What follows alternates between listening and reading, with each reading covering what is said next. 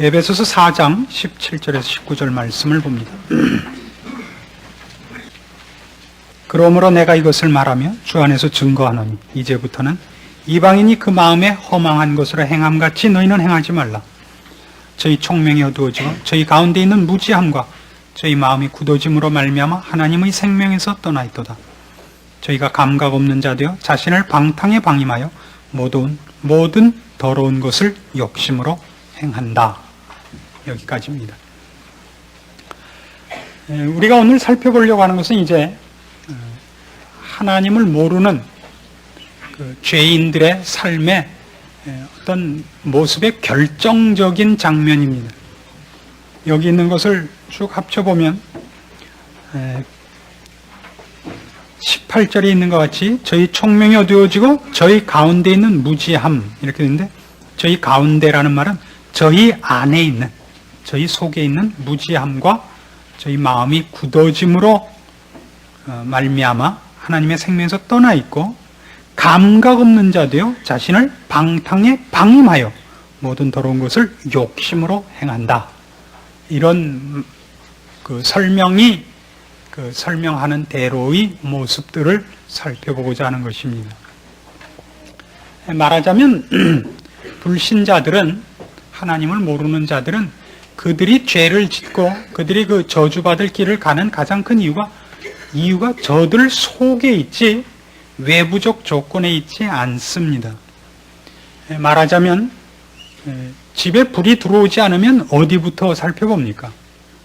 불이 들어오지 않으면, 집에 불이 들어오지 않으면 두꺼비 집부터 보죠.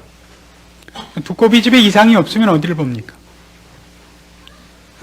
전구가 멀쩡한가 안 멀쩡한가를 보는 겁니다. 이렇게 차근차근, 제가 꼭 전기과를 나왔다 그래서 이 예를 드는 게 아니라 제 아내는 밤낮 이 갖고 시비를 걸어서 제가 그래도 전기공학을 한 사람으로서 최소한의 상식이 있다는 것을 조금 보일 필요가 있어서 그렇습니다.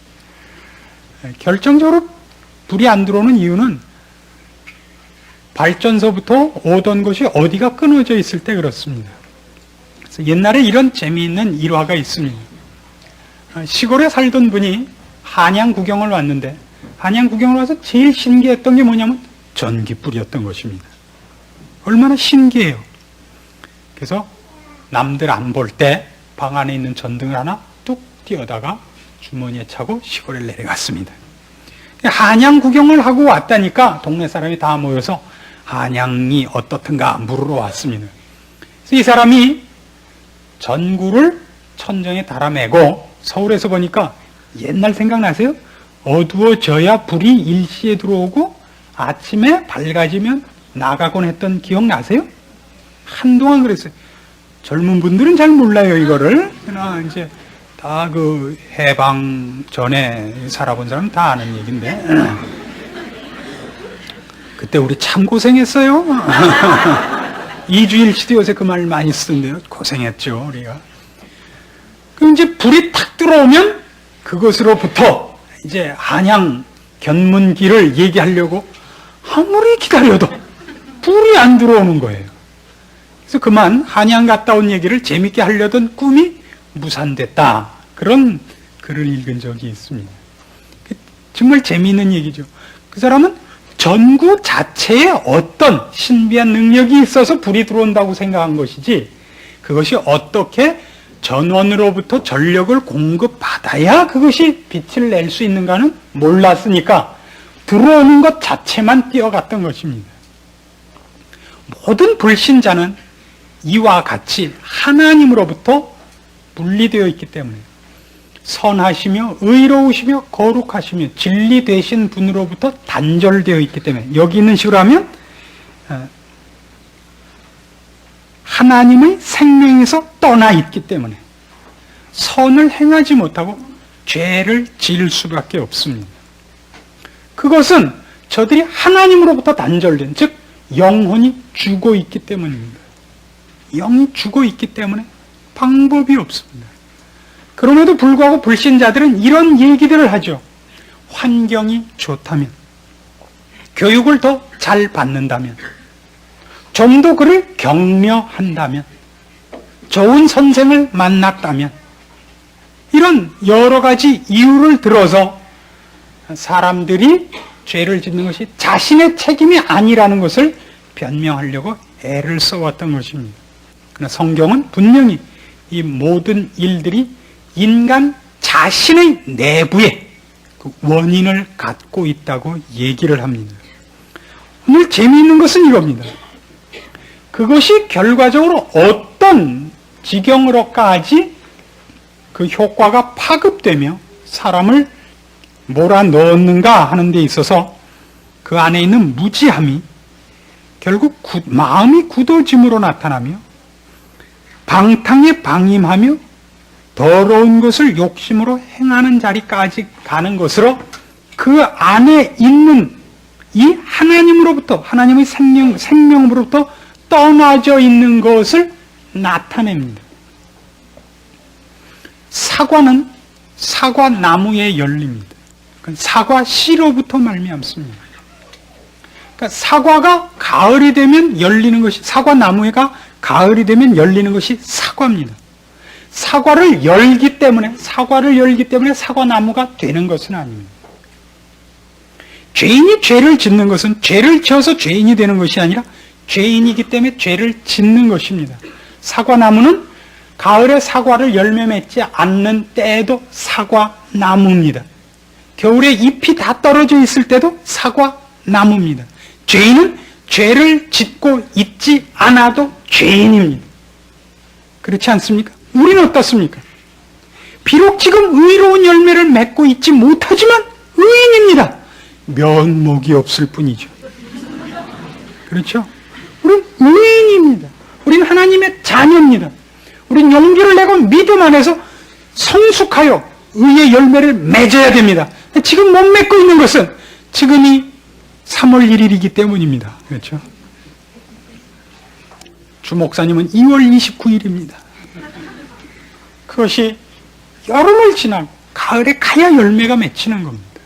우리는 아직 열매를 못 맺혔을지언정 우리는 이제 하나님의 자녀 의인들입니다. 의의 열매가 비록 없을지라도 우리가 어쩌면 지금 겨울일지라도 우리는 의인들인 것입니다. 그러나 이들은 죄인들입니다.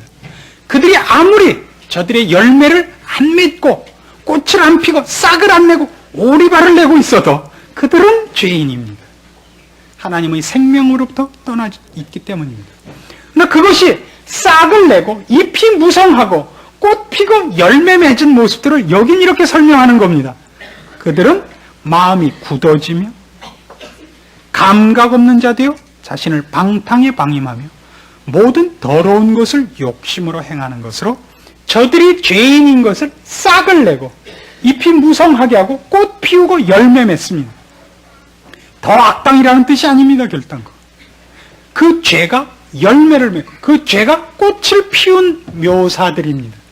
그래서 우리는 죄인들이 어떤 것인가 하는 것을, 죄라는 것이 무엇이며 죄인이 얼마나 더러운가 하는 것을 그들이 만들어낸 열매와 꽃과 무성한 잎을 보고 볼 수 있습니다. 알아볼 수 있습니다.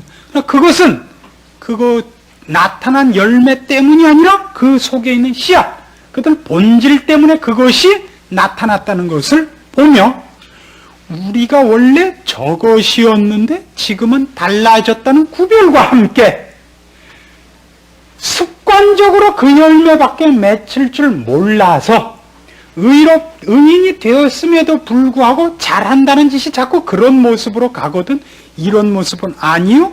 성경이 약속한 이런 모습으로 가야 된다는 것으로 자기를 자꾸 훈련하는 일에 이 말씀들을 동원해야 되는 것입니다. 마음이 굳어진다. 이런 것은 한마디로 얘기해서 감각이 없어진다는 표현 아닙니까? 그렇죠? 저희 마음이 굳어짐으로 말미암아 이렇게 넘어가서 감각 없는 자 되어 이렇게 연결되는 거죠. 마음이 굳어져 감각 없는 자 됩니다. 무엇에 대해서 감각이 없어졌겠습니까? 하나님의 생명, 진리, 의 이런 부분에 대하여 감각 없는 자 되는 겁니다. 어떻게 돼서? 마음이 굳어짐으로 말미암아. 마음이 굳어짐으로 말미암아. 죄의 씨가, 죄의 본질이, 그 뿌리가 그 죄의 싹을 내고 꽃을 피우고 하는 그 과정입니다. 죄는 마음을 굳게 하여 의로운 것, 거룩한 것, 진리와 하나님의 생명된 것으로부터 자신을 자꾸 굳게 합니다. 의지적인 것이고 선택하는 것이라는 걸 아셔야 됩니다. 우리가 기독교를 믿지 않는 사람들한테 전하다 보면 제일 놀라는 것이 이 사람들은 기독교에 대해서만은 객관적인 생각을 하지 않으려고 그런다는 것을 경험하실 겁니다. 그들이 스스로 결심하고 이 말은 안 들으려고 그런다고요. 기독교적인 것에 대해서는 마음을 굳게 하기로 결심을 하고 있다고. 감각을 없게 하려고 그래요. 진화론이 한참 판을 쳤던 시대가 있습니다. 우리나라 같으면 아직까지도 진화론이 판을 칩니다만 서구 사회에서는 이미 이 진화론이 한 20년 전서부터 무너지기 시작을 했습니다. 근데 진화론이 판을 칠 때는 기독교에 대해서 뭐라 그러면서 진화론을 폈냐면 제발 하나님이 천지를 창조했다는 전제를 하지 말고 객관적인 차원에서 같이 시작을 하자. 이것이 그들의 주장이었습니다. 그러면 잘 생각해 보세요. 맨 처음에 하나님이 계셔서 하나님이 천지를 창조했다는 것과 맨 처음에 아무것도 없었다는 것은 어느 쪽이 객관적인 주장입니까? 둘 다 일종의 결론이라고요. 태초에 하나님이 계셨느냐? 태초에 아무것도 없었느냐? 우리 아무도 가보지 않았다고요.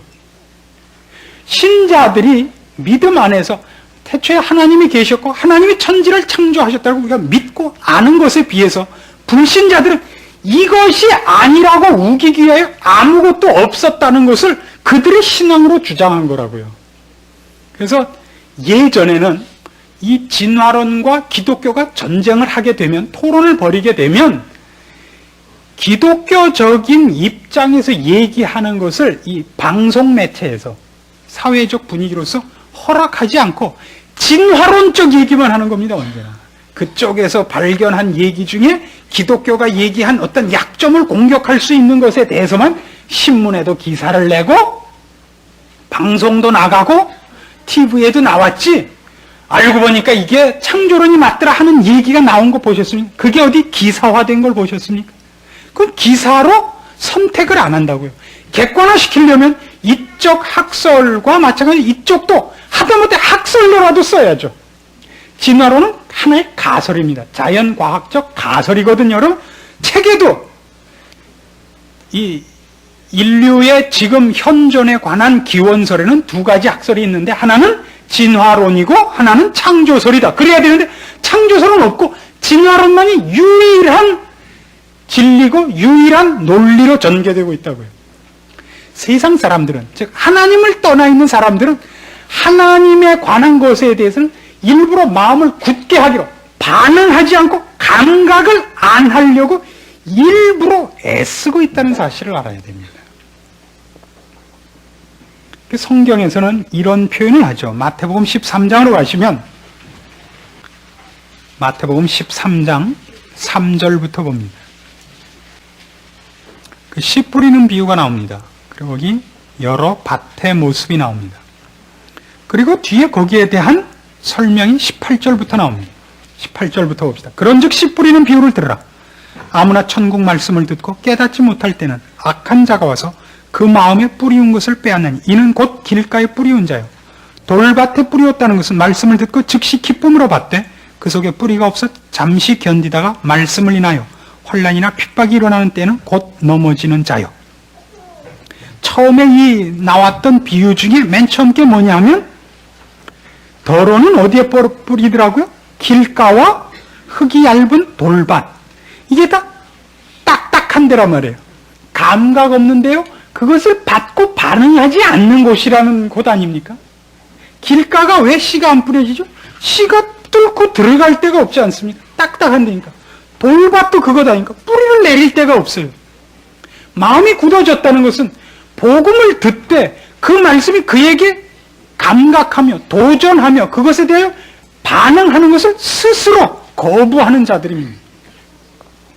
그러니까 이것에 대하여 우리가 반응하는 것은 맞아, 동일한 조건 속에서 우리는 복음을 듣고 반응한 자고 저들은 반응을 안 한 자다라는 얘기가 아니라 저들은 반응할 수 없는 자들인 것입니다. 그들 하나님의 생명에서 떠나 있고 그들은 죄인들이요 무지한 자들이기에 하나님의 말씀 같은 걸 받으면 그것이 진리인 줄을 알아먹을 수도 없고 받을 수 없기 때문에 그 마음을 더욱 굳게 하여 더욱 나쁘게 작용할 수밖에 없습니다. 우리는 그것을 듣고 반응한 자인데 우리가 반응한 것이 아니라 반응하도록 은혜를 입은 자인 것입니다. 에스겔 36장으로 가면 그 표현이 이렇게 나옵니다. 에스겔 36장 17절입니다. 22절부터 보죠.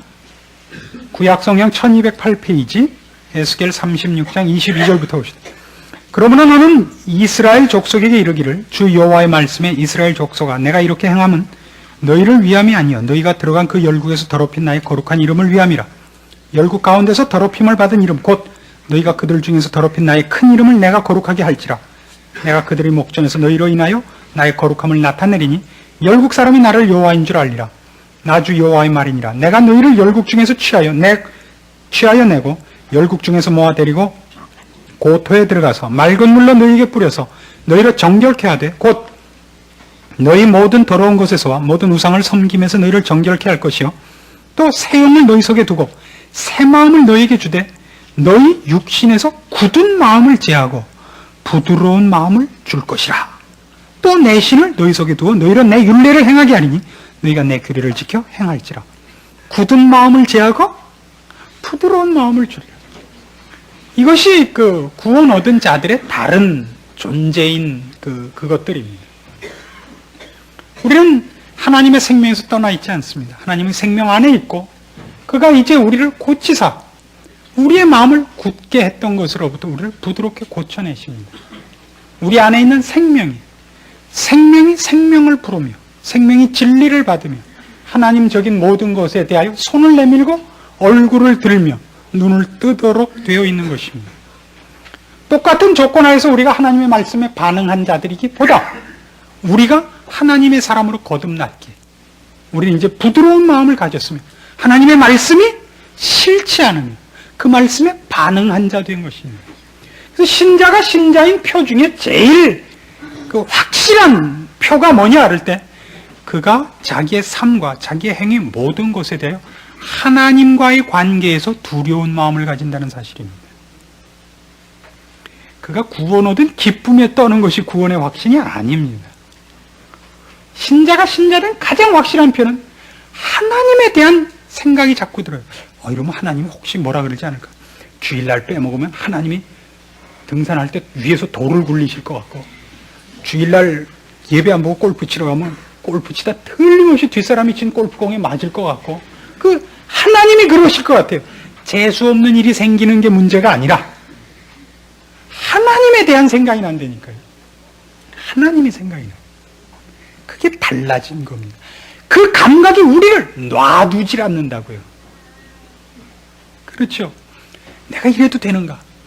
그 신자들을 만나면서 제일 많이 제가 겪는 경험은 이겁니다. 본인이 신자인 줄을 모르는 것입니다. 왜 모르냐면 보통 우리가 생각하는 건 신자가 된다 그러면 윤리적으로, 도덕적으로, 종교적으로 이만한 수준으로 동시에 변할 거라는 기대를 가집니다. 그리고 마음속에 아무 의심도 없이 하나님 그럼 벌써 눈물이 쭉 나고 교회 가자 그러면 막 발이 날개 돋듯이 가고 그러리라고 생각하는데 이거 뭐 가긴 가야겠는데 가면 또 오늘도 졸릴 텐데 가긴 오늘도 재미없을 텐데 그리고 이 시간에 어디를 가는 게 나을 텐데 이런 왜 딴 생각이 드냐 이거예요. 근데 그게 불쾌하니까 까꾸로 뭐라냐 왜 교회는 왜 화끈하게 항복을 못 시켜주냐 이거예요. 설교를 왜 그따위로 하며 왜 성경책은 이따위로 써놨냐 이거예요. 읽으면 그냥 그대로 그냥 확 아이고 소리가 나오게 왜 못하냐 이게 성경책을. 소설책도 이거보다 잘 쓰는데 그가 하나님에 대한 감각이 있다고요. 그 감각이 그를 죄에 빠져있고 하나님 앞에 오는 것을 게을리하고 있는 것을 놔두지 않고 있어서 괴로우니까 까꾸로 책임을 목사한테 뒤집어 씌워갖고 앙앙거리는 거예요. 그걸 알아들어야 돼요. 아, 이 사람이 거듭났는데 기저귀를 갈아채워야겠구나. 우나 이걸 알아야 돼요. 보통 그런 때 부인들이 남편들한테 판단을 빨리 하셔야 돼요. 아, 우리 남편이 이제 벌써 믿는 자리에 들어왔는데 그게 다 화끈하게 이렇게 정리되지 않으니까 자꾸 말을 요따구로 하시는구나. 이렇게 탁 알아들어야지. 그걸 갖고 당신은 마귀야, 자기 사탄 뭐 이러니까 그냥 부부싸움 하다가 교회 나오는 거 다 깨지고 마는 거예요. 야, 난 네가 나가는 교회 난 안 간다. 난 그럼 불교다. 이래갖고 쓸데없이 방황하고 반항하는 기간이 길어졌던 것입니다. 우린 다른 것입니다. 그러나 오늘날 우리가 이 말씀들을 들으면서 놀라는 것은 이겁니다. 현실 세계에서 우리가 신앙생활을 하면서 보면 세상 사람들은 정말 그렇지 않습니까? 어쩌면 사람들이 이렇게 무감각하며 이렇게 강팍하며 무정합니까? 어쩌면 사람이 이럴 수가 있습니까? 그 말을 하지 말란 말이에요. 어쩌면 사람이 이럴 수가 있냐? 그래요. 그리고 나도 그랬어요. 나도 그랬었다고요. 지금은 그런 걸 어쩌면 사람이라고 말할 수 있는 이상한 데 와 있는 거예요. 세상 사람들하고 말하면 될 거라고 생각하시면 안 돼요. 그 가장 대표적인 구절을 보자면 디모데전서 4장에 나옵니다.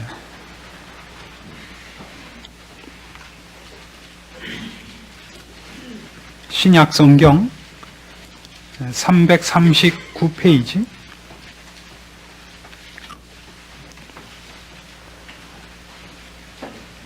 디모데전서 4장 1절부터 봅니다. 그러나 성령이 밝히 말씀하시기를 후이레라는 건 말세를 지칭하는 겁니다. 지금도 말세입니다. 후이레 어떤 사람들이 믿음에서 떠나 미혹해 하는 영과 귀신의 가르침을 쫓으리라 하셨으니 자기 양심이 화인 맞아서 외식함으로 거짓말하는 자들이라. 양심이 어떻게 했다고? 화인 맞았다는 게 뭐죠? 원래 불로 지져서 깊이 화상을 입으면 감각이 없어집니다. 그렇죠? 감각 없는 자들인 거예요. 뭐에 대해서? 생명과 진리와 하나님에 대해서. 그래서 지가 하는 짓이 얼마나 무서운 짓인지에 대해서 본인이 감각이 없어요. 우리가 어떻게 저렇게 할 수 있는가 하는 건 우리는 그런 일들에 대해서 진리와 하나님 쪽에 쓴 감각이 있기 때문에 어쩌면 저런 일을 이라는 끔찍한 생각이 들지만 그 자신은 그게 끔찍하지 않다고요. 놀라운 일이죠. 디모데 후서 3장으로 가보시겠습니까? 디모데 후서 3장 1절부터 봅니다. 이 말세에 관한 징조들, 사람들이 결국 그러니까 그 죄라는 것이 잎이 나고 그것이 꽃이 피고 열매가 맺혀지고 그게 어떤 모습이 되느냐 하는 것들이에요. 결국 3장 1절 네가 이것을 알라. 말세에 고통하는 때가 이르리니 사람들은 누구를 사랑하며 자기를 사랑하며 뭘 또 사랑하며 돈을 사랑하며 자긍하며 교만하며 회방하며 부모를 거역하며 감사치 아니하며 거룩하지 아니하며 그 다음에 보세요. 뭐라고 되어 있죠? 무정하며. 참 무정해요. 무정하며 원통함을 풀지 아니하며 참소하며 절제하지 못하며 사나우며 선한 것을 좋아하니하며 배반하여 팔며 조급하며 조급한 것도 들어있어요. 자고하며 쾌락을 사랑하기를 하나님 사랑하는 것보다 더하며 경건의 모양은 있으나 경건의 능력은 부인하는 자라 그래요. 경건의 모양은 있는데 능력이 없어요. 겁나죠? 여러분 얘기하네요. 그대로. 그죠? 무정하다. 요즘 영화를 보세요. 옛날 영화는 어떻게 돼 있었느냐면요. 언제나 서부극의 몇 가지, 서부극의 원칙이 있습니다. 우선 권총을 먼저 뽑지 않는다. 이런 원칙이 있어요. 말을 쏘지 않는다. 여자와 어린아이를 쏘지 않는다. 이게 3대 원칙입니다. 서부극에. 근데 언제부터 이게 변했냐면 마카로니 웨스턴, 황야의 무법자, 클린트 이스트우드 나올 때부터 바뀐 거예요. 이제는 주인공이 악당보다 더한 거예요. 악당이 열이라는 일을 하면 주인공은 100으로 덤비는 거예요.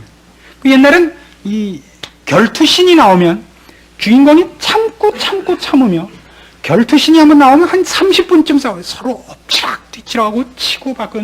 이제는 안 그러고 처음부터 주인공이 먼저 줘받고 돌 같은 걸로 찍고 그냥 몇 대 박아갖고 그냥 콱 죽여버려요. 뭐 이렇게 옥신각신도 안 해요. 그래야 된대요. 이제 뭐 옛날같이 싸우다 넘어졌다가 칼싸마다 칼을 떨구면 집어라. 또 하자. 그러면 이제 주인공이 그 다음에 또 떨어뜨리죠. 그러면 악당은 그냥 덤비면 간신히 피해서 옆에서 여주인공이 던져준 칼을 받는 것과 동시에 찔러서 이런 건 이제 없다고요. 그냥 상대방이 자는 데 갖고 악당 칼 받아라 그냥 쿡 찔러 죽이는 거예요. 그걸 좋아한다니까요. 무정해졌다고요. 영화가 그러지 않으면 이제 짜증스러운 거예요. 뭐 이렇게 오래 하나. 제가 그 영화를 제가 참 많이 봤습니다만 본 중에서 가장 놀랐던 영화가 뭐냐면 사실은 007 위기일발이었어요. 그런 식의 영화는 처음 들어와서 아니 무슨 이런 세계가 있나. 첫 버전이라는 걸 우리가 몰랐거든요. 뭐 이런 영화가 있나 싶은 게 너무 재밌어서 그 다음에 007이 그 뒤에 뭐 닥타노도 나오고 골드핑거도 나오고 썬더볼도 나오고 말라기도 나오고 이제 뭐 호세아도 나오고 예, 어떻게 됐나 모르겠습니다. 이렇게 나와도 늘 007 위기일발보다 재밌었던 건 없다. 그런 생각이 있었는데 그게 정말 한참 만에 다시 나왔습니다. 그래서 가서 봤더니 이렇게 영화가 길고 지루. 빨리빨리 좀 하지. 열차 타고 도망가고 뭐 한참 하더라고요. 그것도 벌써 싫더라고요. 007 위기일발 우리나라에 온 게 몇 년도냐면 1965년쯤인가 들어왔어요. 머리도 좋죠. 20년밖에 안 됐는데 그동안에 벌써 그 영화가 보기 싫어졌어요. 그것도 늦더라고요. 템포랑 하는 짓이. 이젠 그래갖고 어떻게 됐죠? 람보. 이젠 권총 차고 나오지 않아요. 기관총이에요. 아주 그것도 중기관총 양쪽으로 X자로 감고 옛날엔 그렇게 하고 나오는 거 순악당들. 마카로니 웨스턴에 나오는 그 페르난도 산초 이거밖에 없었다고요. 이게 주인공이 그러고 나왔고 그냥 한 마을을 쑥밭으로 만들어 그냥 이게 좋은 시대가 됐대요. 무정해요. 악을 행하는데 그거를 이렇게 놀라면 안 돼요. 놀라잖아요. 이건 문제도 아니다.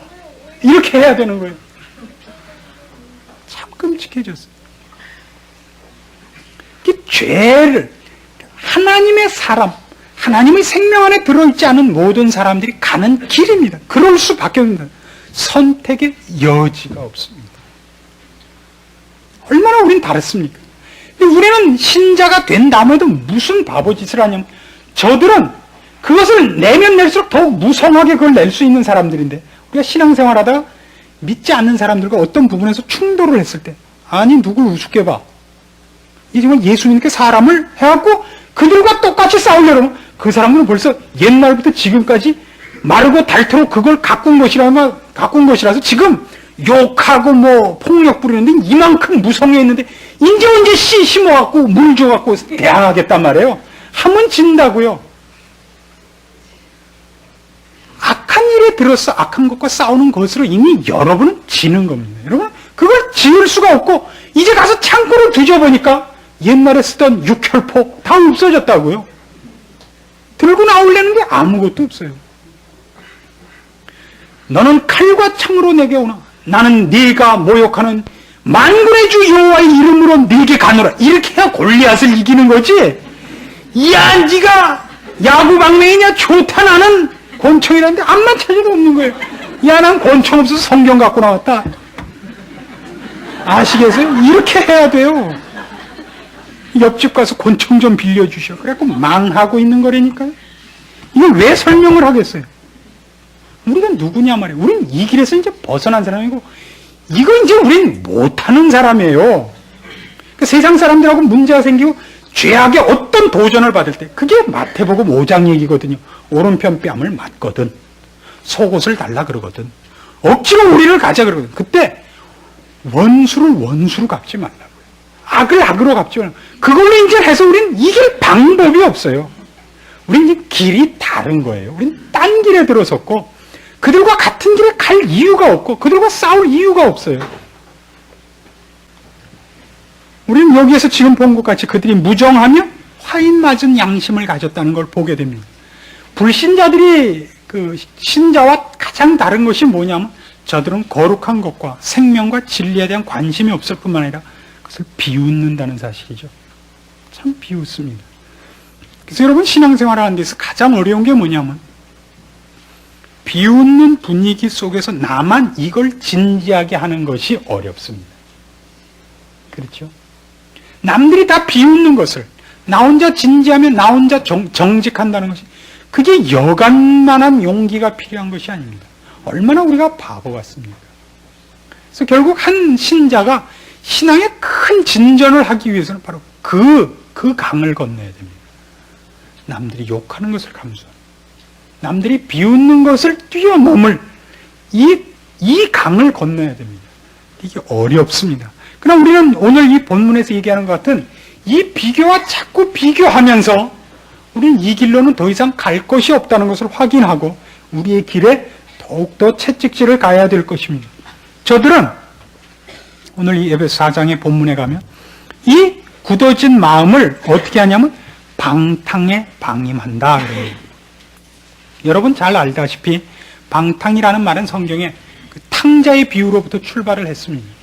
여러 번 말씀드린 같이 방탕하다는 것은 허비하고 있는 것입니다.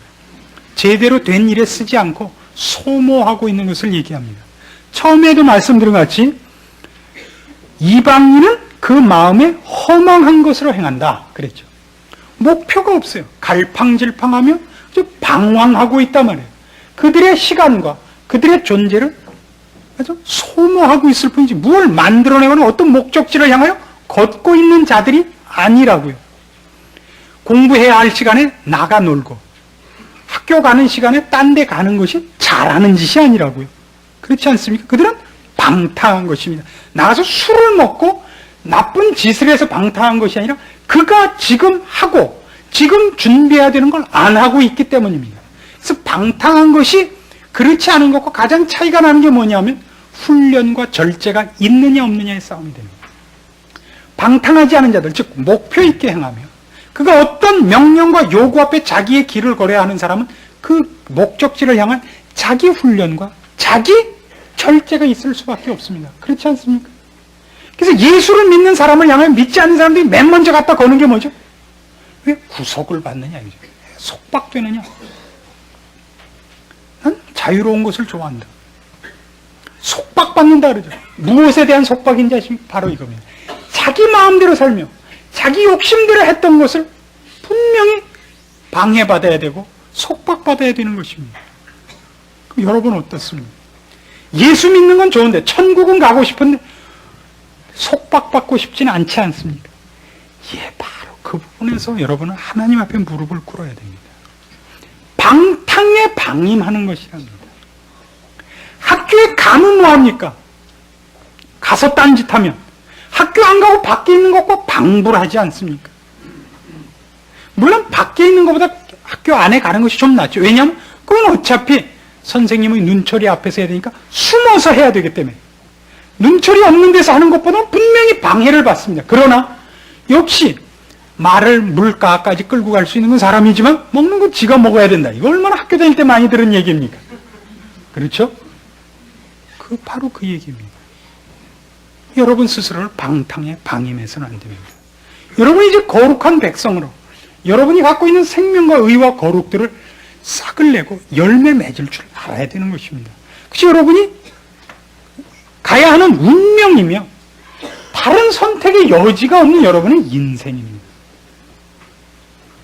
그래서 우리는 이젠 자신의 욕심과 자신의 목표를 향해서가 아니라 하나님이 요구하시는 목표와 그 일을 위하여 스스로를 절제하며 하나님의 사람으로 스스로를 훈련하기 위하여 부지런히 말씀을 깨우치며 기도하며 생활에 그 말씀들을 적용하는 훈련들을 스스로 노력해야 됩니다. 저들은 방탕하기에 생명과 진리된 것의 진전과 축적이 없습니다. 저들은 자기의 욕심을 따라 살 뿐입니다. 그래서 여기에 있는 것 같이 자신을 방탕에 방임하여 모든 더러운 것을 욕심으로 행한다.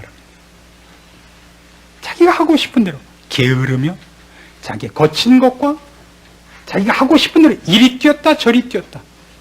그저 하루하루를 자기 기분 내키는 대로 살지. 그것이 절대 자유롭다는 표현이나 행복하다는 표현으로서 그려질 수 있는 그림이어서는 안 되는 것입니다. 누가 신자를 속박되고 있고 자유가 없고 그리고 불행하다 그럽니까? 그렇지 않습니다. 누가 약하다 그럽니까? 누가 선생님 말씀을 듣는 학생은 약하고 선생님 말씀에 반항하는 자가 용감하다 그럽니까? 그걸 용감이라 그럽니까? 놀고 싶은 유혹을 물리치는 것을 용감하다 그러죠. 선생님 말씀 듣는 것은 바보고 자기 생각대로 문제를 푸는 것을 그걸 지혜롭다 그럽니까? 그걸 망둥이가 뛴다 그러지? 어제 TV 프로에 잠깐 이런 게 나왔습니다. 박사님들 모셔놓고 이런저런 퀴즈 게임 하는 것 중에 퀴즈 특급을 해요. 심형래가 나와서 퀴즈 특급을 합니다. 피가 다니는 길, 혈관, 피로래요, 피로. 피가 다니는 여러 가지 종이, 휴지, 잡지. 이게 맞는 말이에요? 물론 심영래 씨는 그가 코미디언이니까 그렇게 한 것이 정말 대단한 실력입니다. 그럼 우린 지금 어떻게 사는 겁니까? 선생님이 하라는 대로 안 하고 내 마음대로 문제로 1 더하기 2는 10이다. 이게 내가 발명했다. 그게 정말 아인슈타인입니까? 그래서 그 사람이? 아인슈타인이야말로 일석, 돌머리 아닙니까? 그렇습니까? 아닙니다. 그럴 수 없습니다. 그러나 인간은 그렇답니다. 왜요? 무지하기에 하나님이 있는 줄도 모르며 하나님의 생명에서 떠나서 자기 욕심을 따라 자신을 방탕에 방임하고 있으면서도 잘하는 짓이라고 떠듭니다. 미련한 사람들이 겸손한 거 보셨습니까? 그런 예가 없습니다. 여러분 지금 어떻게 사십니까? 우리는 얼마나 많이 우리가 하나님 앞에 약속받은 것들에 대해 무지합니까? 큰 병입니다. 우리는 얼마나 많이 우리로부터 시작하는 것이 보잘것없음을 확인하고 있습니까? 우리는 얼마나 많이 하나님 앞에 사실은 은혜를 구해야 됩니까? 우리가 가졌던 것은 무지하며 방탕이요, 굳어진 마음들이요, 하나님을 반항하는 마음들밖에 있었습니다. 거기서 우린 이제 하나님 앞에 부름받은 자들입니다. 그러므로 내가 이것을 말하며 주 안에서 증거하니 이제부터는 이방인이 그 마음에 험한 것으로 행함같이 너희는 행하지 말라. 그것 아닙니까? 20절에 있는 것 같이 오직 너희는 그리스도를 이같이 배우지 아니하였느니라. 진리가 예수 안에 있는 것 같이 너희가 과연 그에게서 듣고 또한 그 안에서 가르침을 받았을진데 얼마나 대조됩니까? 저희 안에 있는 무지함이 굳어져서 자신을 방탕에 방임하고 하는 일개 병우는 진리가 예수 안에 있고 그에게서 배운 자들 아닙니까? 너희는 유혹의 욕심을 따라 썩어져가는 구습을 쫓는 옛사람을 벗어버리고 오직 심령으로 새롭게 되어 하나님을 따라 의와 진리의 거룩함으로 지으심을 받은 새 사람을 입으라. 예, 여러분은 새 사람입니다. 그것을 꽃을 피우고 열매를 맺으십시오. 그리고 이 일은 우리로부터 나타난 일이 아니게 늘 기도해야 하며 우리 자신의 신앙생활과 아까도 우리 함께 기도한 것까지 교회와 국가와 시대와 종교적인 모든 분위기를 위하여 주 앞에 열심히 기도해야 되는 것입니다. 언제나 한 시대와 한 교회의 부흥은 이 사실을 기억하고 열심히 하나님의 은혜를 구하며 도우심을 구한 결과로서만 나타나는 것입니다. 그리고 그렇게 걷는 길이야말로 여러분이 세상에서 여러분을 방탕에 방임해서 여러분 욕심대로 살았던 어떤 쾌락보다도 비교할 수 없는 행복과 자랑과 만족으로 여러분을 항복시킬 것입니다. 여러분은 신자입니다. 그 외에 다른 길이 없습니다. 기도하십시다. 하나님 아버지 은혜를 감사합니다. 우리가 누구인가 확인케 하시고 구습을 벗고 새 사람을 입을 것을 요구받고 있습니다. 주여 우리의 미련함을 불쌍히 보시고 우리의 마음속에 주께서 허락하신 이 새 사람과 이 새 생명을 열매 맺도록까지 간섭하시고 깨우치사 하나님의 자녀된 영광을 우리로 누리며 증거하며 선포하는 자리에까지 꼭 이르도록 힘주시고 함께하여 주시옵소서.